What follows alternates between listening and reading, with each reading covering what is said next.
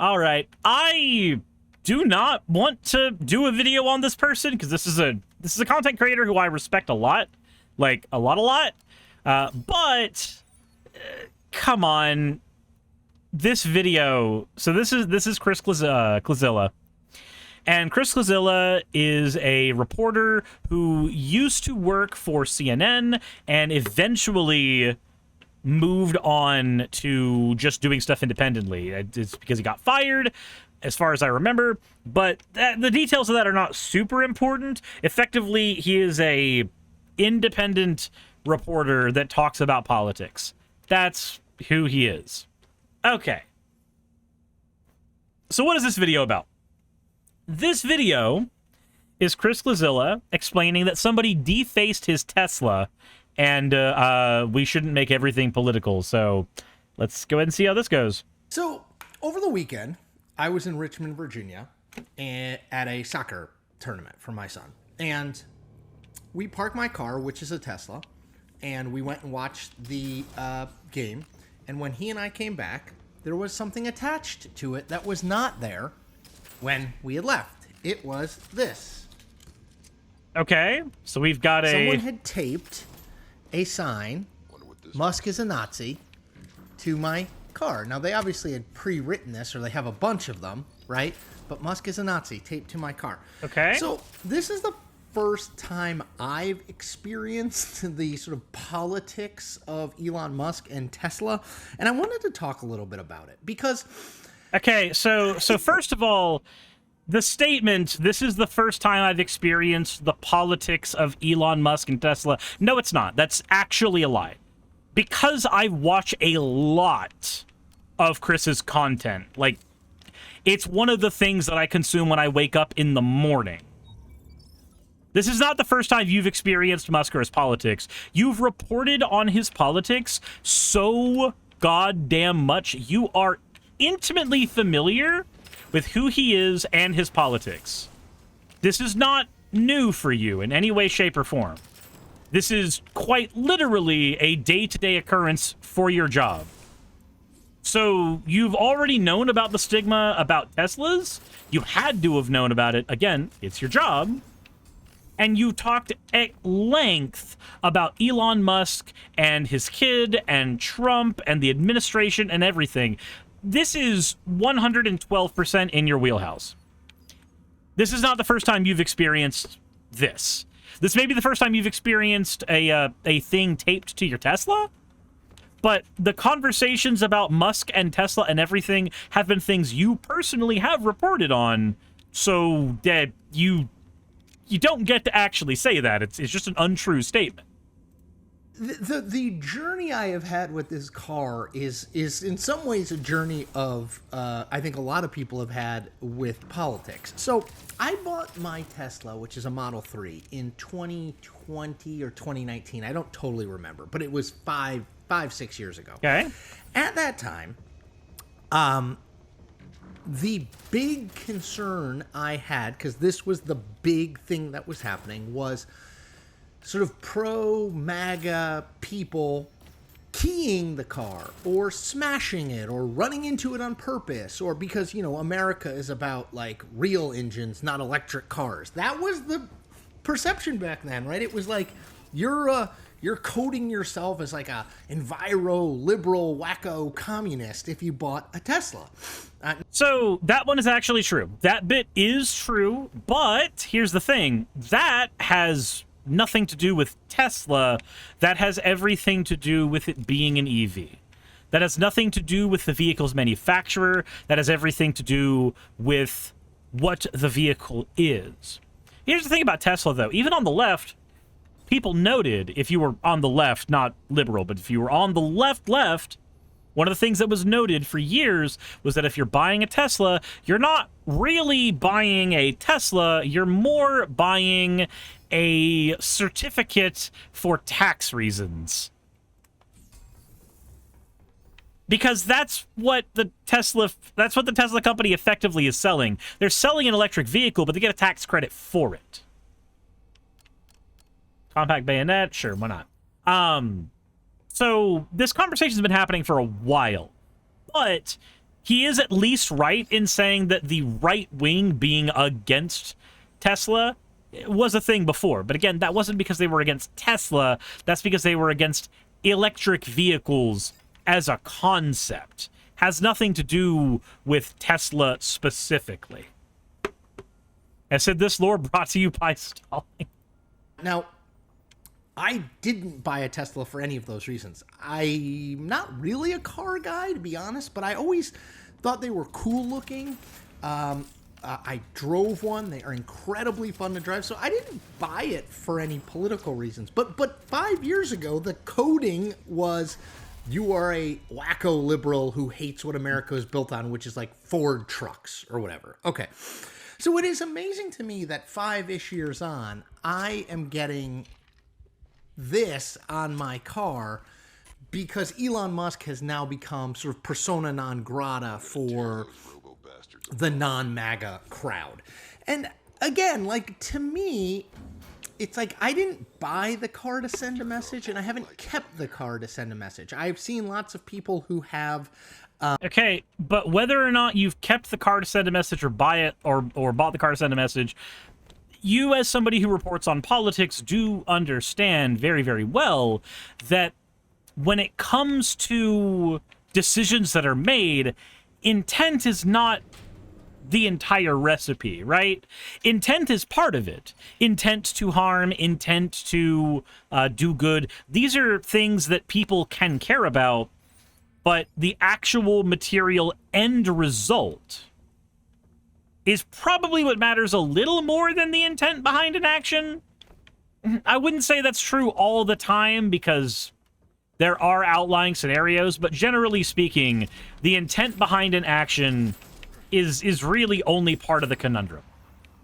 So whether or not you personally bought a Tesla to screw over liberals, no liberal's gonna know that. And so I doubt they're gonna consider that when doing anything. Also, can we just get the clickbait out of the way? He has the video titled, "My Tesla was defaced," but no, your Tesla wasn't defaced. And in fact, actually, if we want to go, full horseshoe theory mode, if the worry about having a Tesla when the right wing hated them was them keying the car, actual defacement of the car, and right now what you have is somebody put a sticker on your car, not with a permanent adhesive, but with fucking cellophane tape.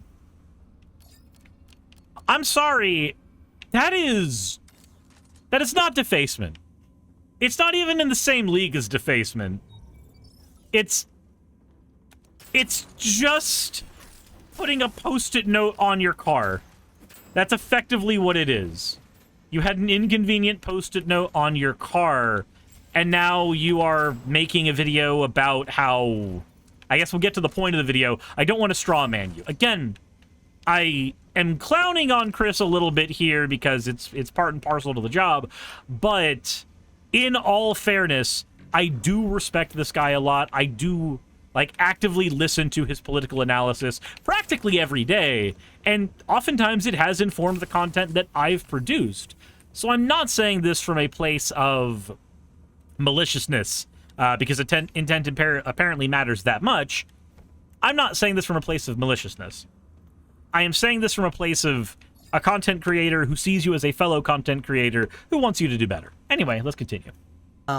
Stickers that say, I bought this before Elon was crazy on their Teslas, or I bought this before I knew Elon was the first lady. A little bit more snarky there. But you get the idea. Like, people are basically apologizing for owning their Tesla, and I've never done that because I didn't buy it. That's not apologizing for owning a Tesla. What? That's not an apology. Saying, I bought this before I knew he was crazy, that's not an apology there. But even if it was... who cares? What does that have to do with anything? Like, it is a way, at the very least, to signal, hey, if you are going to do a vandalism because of Elon Musk supporters, I am not a viable target, effectively. Like, it is that. I said, Elon has always been certifiably insane. No one that has as much wealth as he does can be considered mentally fit or healthy. That's fair, Autist, but... it's more of a please don't key my car, I'm not a fascist, basically. Like, it is a way to say, hey, I am not the monster here for a purchase I made before I knew about this guy being a Nazi. Because right now, if somebody were to buy a Tesla right now, after Elon Musk's Doge finagling and all of his anti-trans comments and his comments about his daughter, like if somebody buys a Tesla right now, then I would consider that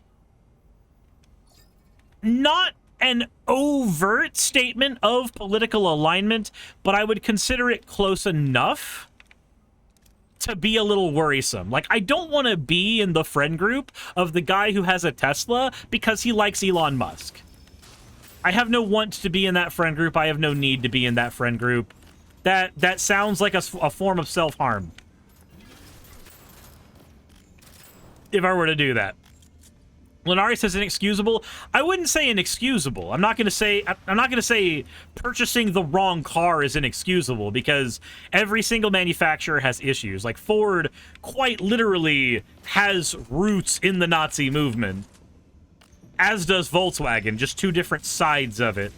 I'm not going to say that. I will say, though, in the current political environment, if somebody is sitting there being an out-and-out Elon Musk fan, that's a good enough reason for me not to associate with them.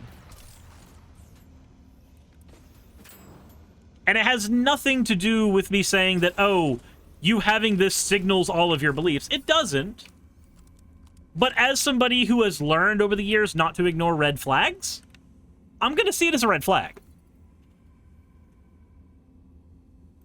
Send a message, and I didn't keep it to send a message, but I did do a little digging into this, and by the way, well, let me make one other point later. There's no question that Tesla has taken a huge brand hit since Elon has become more associated with Donald Trump. So Axios and Harris do a poll every year where they survey the top 100 like corporate brands and what people think of them. In 2021, Tesla was in 8th place out of 100. Really good. People really regarded it well. It had dropped to 63rd place out of 100 in 2024. And in 2025, it came out a week ago, 95th. So it's almost dead last in high-profile brands in terms of how people think of it. 95th. Okay, so this person, I mean, I don't think Elon Musk is a Nazi, but this person was not alone. All right. No, he 100% is a Nazi. I'm sorry. I don't think Elon Musk is a Nazi. We can actually verify that he is. We can.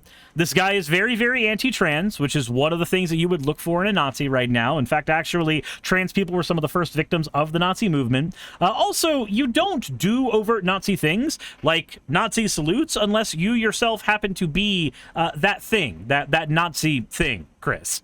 Also, as a secondary thing, over on Twitter, you don't get verified pro-Nazi accounts flourishing under specifically Elon Musk. You didn't have that as much on the original Twitter, but you have it under Elon Musk's Twitter. Why do you have Nazi stuff getting signal boosted more on Elon Musk's social media platform? Gee, I wonder. Arguments about white genocide that he has argued in favor of trying to curb. This is why he's such a high birther. Those are Nazi arguments because they are an attempt to replace more of the population with specifically white people, which again is just hearkening back to your old fucking Nazi movements and their breeding shit. This is just that again. So we've got the data evidence of the types of accounts that flourish under his watchful eye.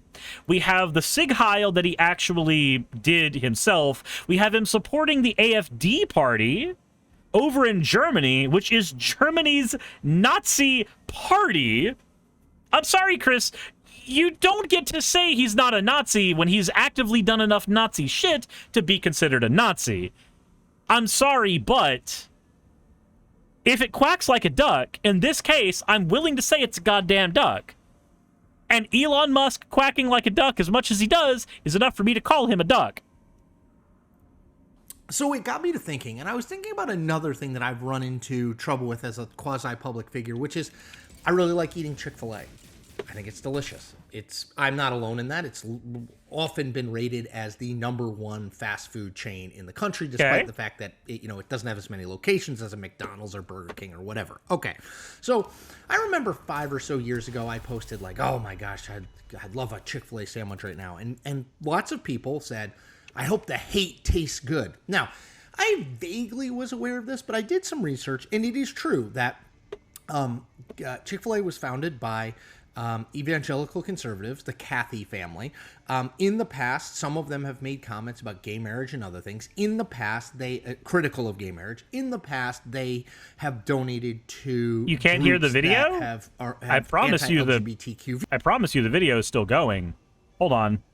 So, Chris, I understand talking about this in the sense of this happened so long ago that you can understand this perspective, but I do want to show you that this article that said that Chick-fil-A will no longer donate to anti-LGBTQ organizations, this is from 2019. This is very recent.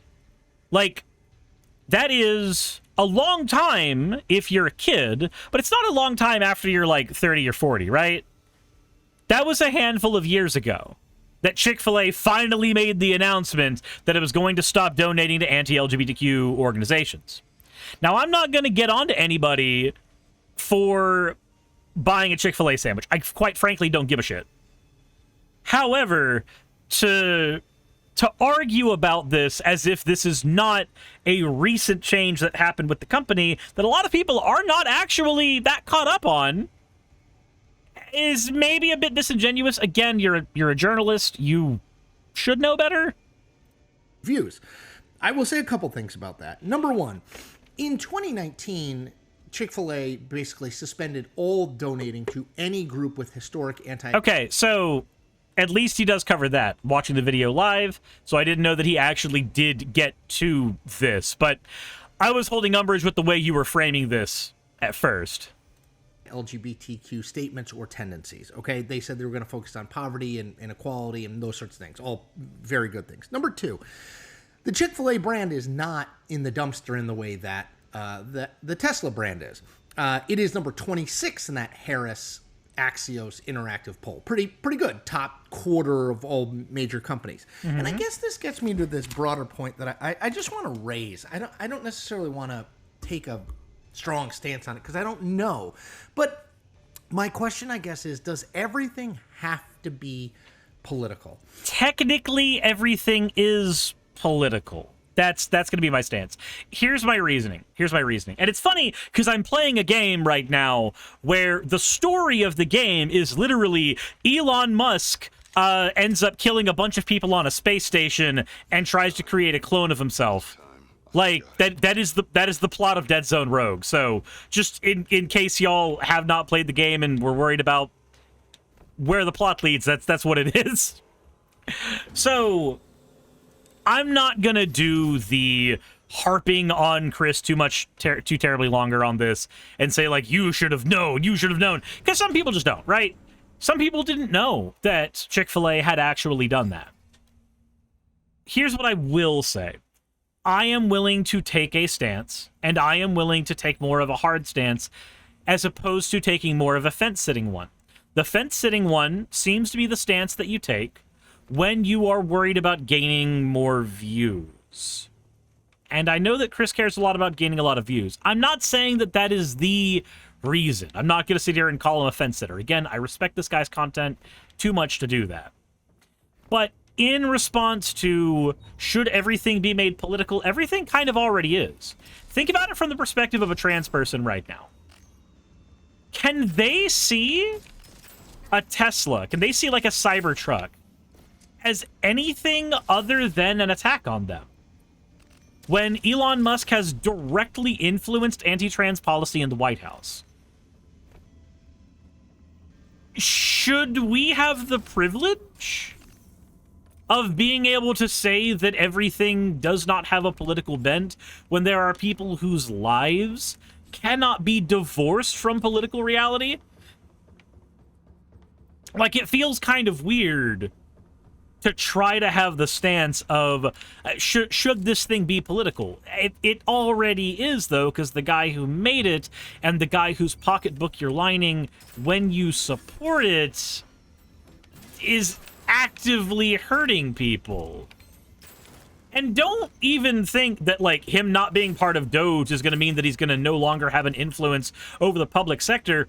His taking over of Twitter very likely had a huge hand in making sure that Trump had more positive coverage on one of the largest social media platforms on the internet. This is a guy that, as long as he has any hand in any pie, any power of any kind, it's going to end up poorer for most of us. He's a billionaire. He's de facto not a good person. You don't get $1 billion by being a good person. I'm sorry. So is everything political? Kinda. It kinda is, because there are people who right now do not get the opportunity to live in a way that is not politicized.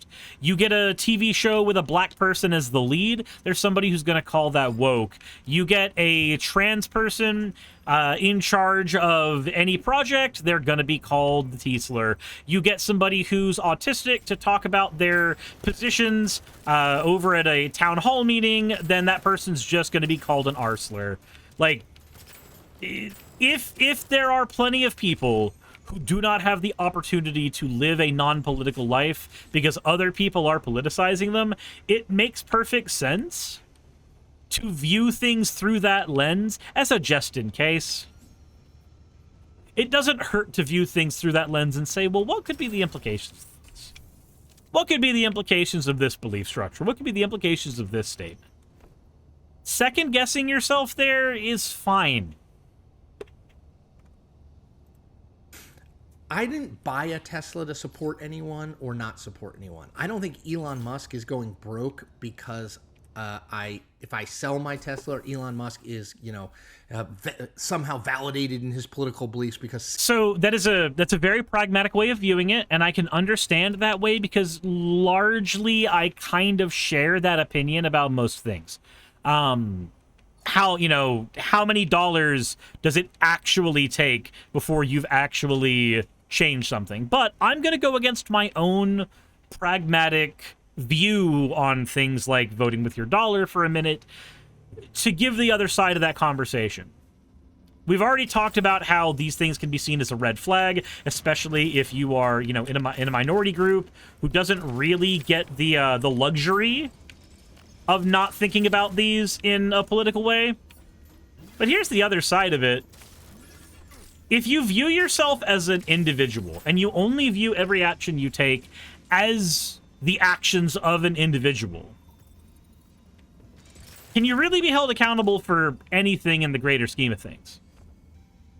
How much accountability do you think is okay when we're talking about people, say, giving enough money to J.K. Rowling that she was able to create an entire organization that goes against trans people's rights to live and has actively influenced a Supreme Court ruling in the UK, stripping UK trans people of many of their rights, all while trying to dumb it down, saying, oh, no, we didn't actually do that. Don't celebrate and don't mourn.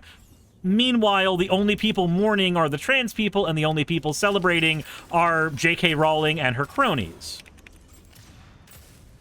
If we can see, in some way, shape, or form, God, I suck at this game when I'm talking. But if we can see some way, shape, or form, a manifestation of those dollars that you've put in at work,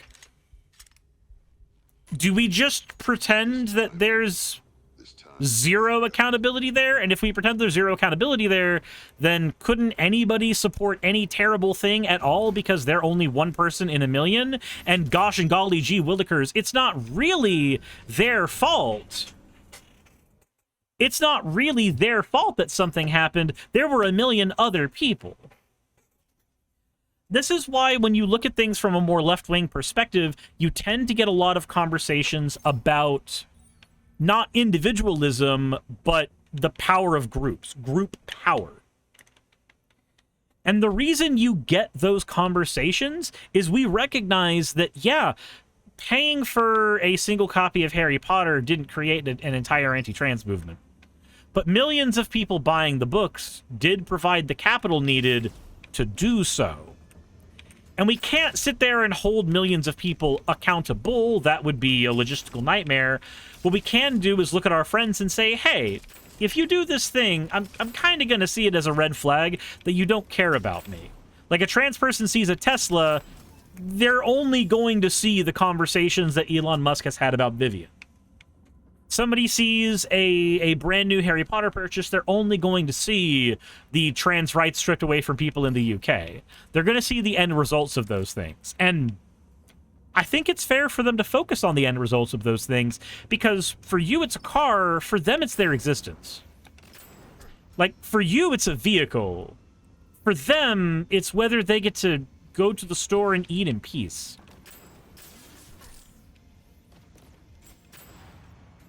This is one of the reasons why it's so easy for bigots to argue against minority groups, because they don't have the same weight behind their decisions. They don't have to care about the weight behind their decisions. And this is not me trying to say that Chris is a bigot. I don't believe that even in the slightest. This is me saying, as somebody who shares Chris's pragmatic opinion on how voting with your dollars functions, I can understand the other side of that conversation, and I think it probably is owed to my audience to articulate that other side of that conversation as well. 6 years ago, I bought a Tesla. I don't think that me eating a Chick-fil-A sandwich is a political statement. It's a statement that I like Chick-fil-A, but it's not a political statement. Now, if they were taking the money directly and saying, okay, let's fund all these anti-gay initiatives. Yeah, I mean, I broadly believe in equal rights, and I don't want gay people or any other people to be. Okay, that's what they were doing for like years, though. Also, that's what Elon Musk is doing. Like, that's actively what he's doing. The money that is being taken from Tesla is actively being utilized in anti-trans campaigns, in campaigns to get rid of the DOJ, in campaigns to get rid of the Department of Education. Like that, there's a direct one-to-one there that's happening. And even if there's not, in the sense of like, oh, well, actually, it's the money that Elon Musk is taking from as a check from Doge, or it's Doge that's doing that. It's the money that enabled Elon Musk to have the influence to do that. Like, you get the luxury of a degree of separation, but that degree of separation doesn't actually make that argument any more tenable. It just makes it easier for you to argue it against a normie who, again, doesn't have to worry about their everyday life and their every action being politicized. It's a luxury that we have, and I'm happy to enjoy that luxury as a cis male white dude, but I also have friends who are trans. I also have friends who are gay. I have a girlfriend who's trans. I see their reactions to these things, and I'm like, okay, I can understand where that perspective is coming from. And it's not an invalid perspective. It's definitely a valid perspective to have. Persecuted for who they are and and who they love. But we are getting to a point where everything is a political statement. And I guess my take is, I don't really think that needs to be the case. You don't think it needs to be the case, likely because if it were the case, that would ultimately mean that it becomes incredibly inconvenient for you. It becomes inconvenient to constantly try to shop for brands that don't hurt trans people or don't use slave labor, things like that. Like, it becomes harder to exist in a society that is largely dictated by capital when the people who get to run that society are shitbags. I don't think the problem is that everything is political. I think the problem is the people with the power and the money that created that eventuality. You don't end up having opinions about Walmart and the way they treat their workers if they didn't first treat their workers poorly. You don't end up having opinions about Elon Musk and his political alignments if his political alignments were not directly hurting people. You don't tend to have these things whole cloth without there being some kind of precedent, right? So, again, the conversation of, like, I don't think these things should be political. I don't think buying a car should be political. But were I a trans person seeing a Tesla, would I be able to see anything other than the history of Elon Musk and his daughter that he has made very, very public, where simply transitioning was akin to his daughter dying in his eyes? Could I divorce myself from that person and those feelings and those arguments? I don't think I could. At the very least, it would be very difficult to, right?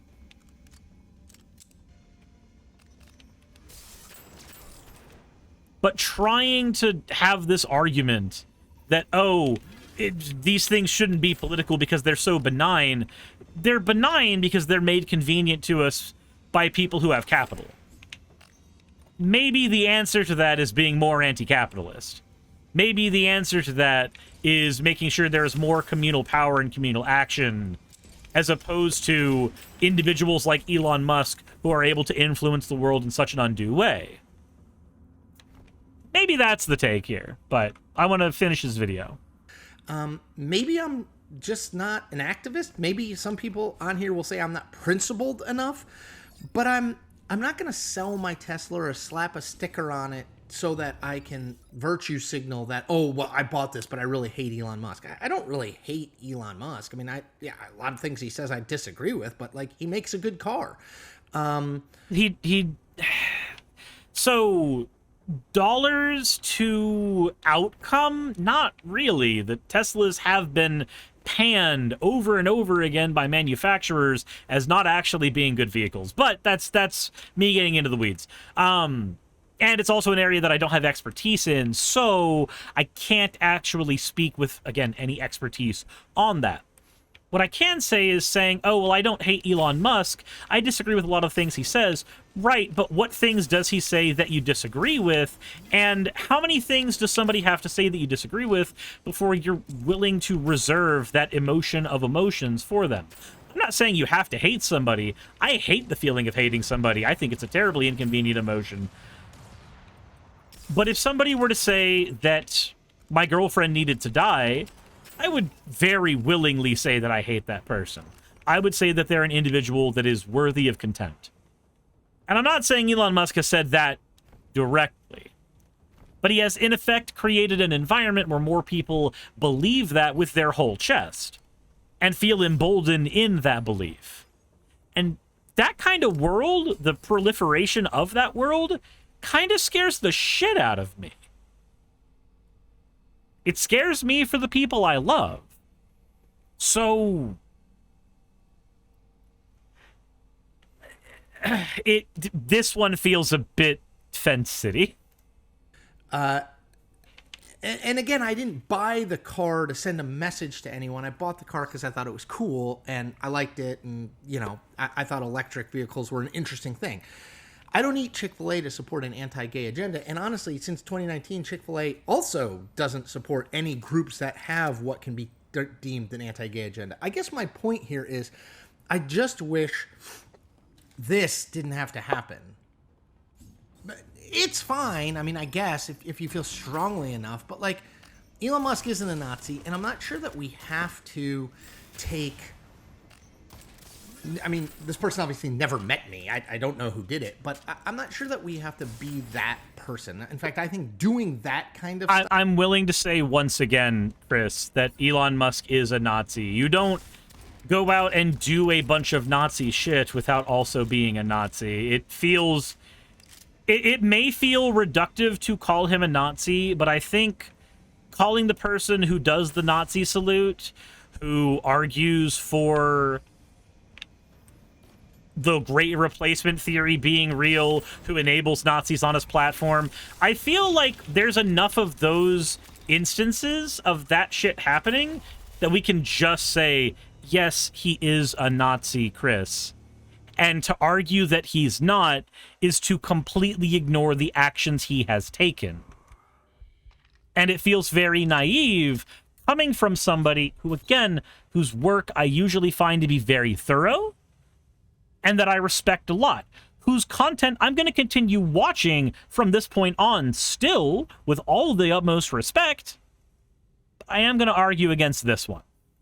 Stuff makes this country less likely to understand our common humanity, not more likely to understand our common humanity, which is where what I'm always solving for. Anyway, I wanted to sort of get your guys' takes on all of this. I mean, do you not buy products of people who are associated with them with whom you disagree? I just feel like that might be a slippery slope because, like, do you use Amazon? I know a lot of people don't agree with Jeff Bezos. Do you use Amazon? Do you go to Walmart? Do you, like, I think it's very hard to avoid doing these things, and every big company has some. It is impossible to avoid doing these things. This is stuff I agree with. But here's the thing. When it is something that you have the ability to avoid, I completely understand avoiding it there, especially when the company is actively doing something that harms people. Again, this is not an opinion that I personally have. I personally use Amazon, but there are companies that I'm perfectly willing to boycott. I'm boycotting TCG Player right now because of the anti-union stuff they did. And I feel like if we continue to allow companies to exist in a way where they're able to act with impunity, then they're going to continue to do things that hurt their workers. They're going to continue to do things that hurt the people around them. And they're going to continue to do things that people are going to find politically disagreeable in this way. So when it comes to Walmart, that may be the cheapest place you can buy food. So just go get fucking food at Walmart. When it comes to a car, you had a bunch of options for electric vehicles. I'm not going to say that you're a bad person, and I'm not going to make a judgment call on you because of the car you bought. But I am going to say whining about it because somebody put a sticker on your car is kind of a baby move. And arguing about, well, why is everything political? Because the people who control capital make decisions that are in the favor of capital and not people. That's the reason that happens. If you want a world where that doesn't happen, then maybe together we can try to work on making socialism happen. Because at least then, you're going to have less of this. But that's just my thoughts. Something I'm sure that they do that you probably disagree with. Anyway, just wanted to throw that out there. I thought it made me spend a lot of time thinking, because no one's ever sort of put something like this on my dashboard, on my bumper. So I just wanted to raise it, and just food for thought. Anyway, thank you all. If you can, hit that subscribe button for me. Okay, and that's just him shilling for his channel, which he usually does in the middle of the video. I actually appreciate him doing it at the end of that video for my own sake. Guitar Rocker says there are some boycotts where it's impossible to avoid everything. Like with Israel-Palestine boycotts, for example, it's hard because of how many corporations support Israel, but if you can control things like not buying products from people like Elon Musk or J.K. Rowling, then you should, given the scale of harm. I can understand that perspective, and again, it's a perspective that hopefully I articulated well enough in this particular video. Like, for instance, Microsoft is being very, very anti-Gaza right now. They've been doing a lot of pro-Israel shit, but at the same time, I use the Windows operating system because it's the most comfortable thing for me to utilize, and it has the most compatibility with all the programs that I need to use. So, you're always going to end up having that problem there. But I think the end result of this is trying to say, oh, I wish everything wasn't so political. I agree, but I think we go about this two different ways. What Chris seems to want is a world where things are less political so that we can not care about the actions and the results of our actions as much. I want a world that's less political because there are fewer people in charge that can make that world where we have to argue about things being political because they actively harm us. Two very different approaches to the same problem.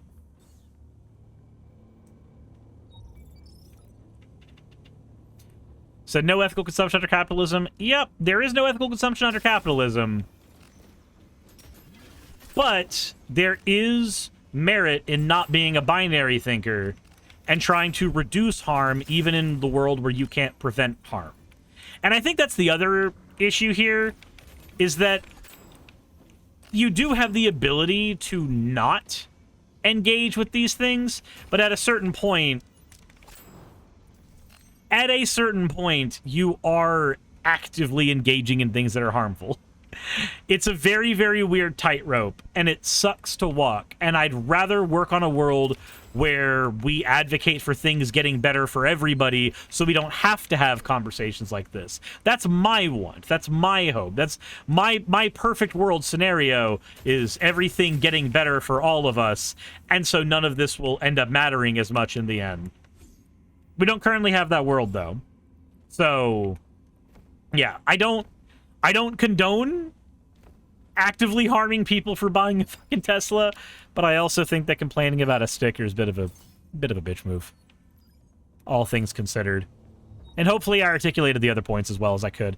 That all said, hopefully you guys enjoyed this particular video. This is a long one, just kind of going into this, and hopefully I did well enough not eviscerating Chris here. I think he's probably a smarter person than I am, honestly. So evisceration's also kind of a weird word to use here. I guess was kind enough to somebody who I don't think is actually harmful. But I did want to voice my disagreement with this take. I did want to give my arguments against this. And hopefully I was fair enough here. The last time I did this with somebody that I respected, I ended up getting an email saying, thanks for talking to me. And then that got cut off entirely, and there was a bunch of fallout from it. And I was called a person seeking out drama. So I don't know what lesson I learned from that, other than don't speak out about things publicly that have been spoken about publicly. Yeah. Anyway, let me know what you guys think in the comment section below. Hopefully, at some point, we can find a way to intersect compassion and politics just a little bit better. Hey, thanks for making it to the end of the video. I really could not do any of this without all of you. Those of you watching, and especially those of you who support me on Patreon. I wanted to go ahead and take a minute to thank all of you who do that, because with YouTube being what it is these days, I really cannot do this full-time without the support from each and every one of you. Those people would be Red Joker, Purple Poundini, Jemshin, Britzkrieg, Jupe the Malignant, Michael, Ravalern, Mabbity Babbity, Astral Frontier, Tales of Atonement, Nixie Chan, Kiri Artemis, Victorian Alchemist, I'm not saying the last part of that, and you know that, Leela Ururaka, Arcton Arclacier, Kiratorian, Dren Hadamata, Jordan M, John L, Lord Bleck, Smiling Game Master, and Fire Shard. Thank you so very much. But since you're here, why not go ahead and try watching another one? There should be one that's on the screen right now. And if you are a patron of mine, I wanted to go ahead and thank you again for all of your support. There is still a video you could press, though, if you'd like. I would appreciate it just a little bit.